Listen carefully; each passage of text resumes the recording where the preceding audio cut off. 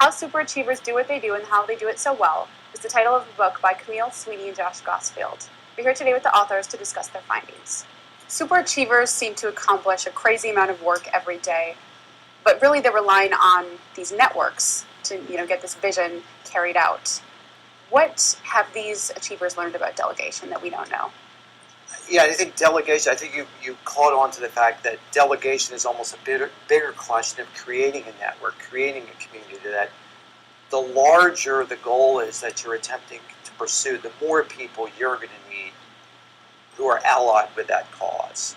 And it's one thing that we found with all of these people we interviewed, whether it was in business or sports or the media or arts, that they all had a really strong recognition that they did not get there by themselves. We had a funny story when we called up Alec Baldwin to interview him. Right, Alec, who everybody knows was, star of 30 Rock, a star of 30 Rock, and he told us, "I'm not funny.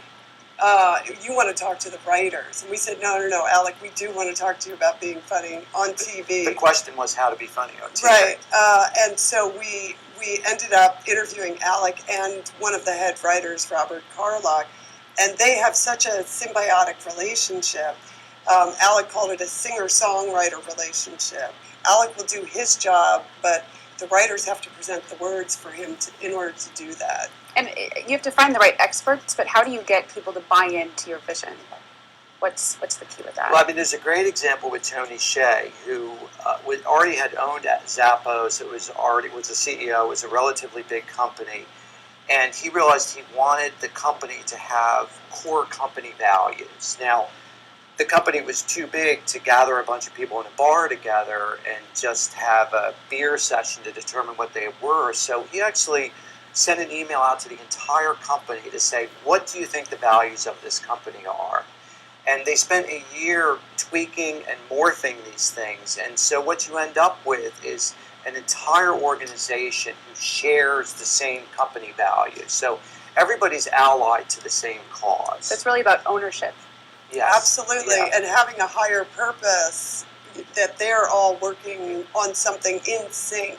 And it's something anybody can apply to their work, whatever they do. It's like, you might have fans, you might have a social media community, it can be your extended family, it can be your fellow employees, your colleagues. We really took it to heart because this book, in a sense, is a larger endeavor than just a book, and we've really learned so much from these people, as we learn in many other subjects, is as many people as we can involve and have a stake in the pursuit of our goals, the more successful we're going to be.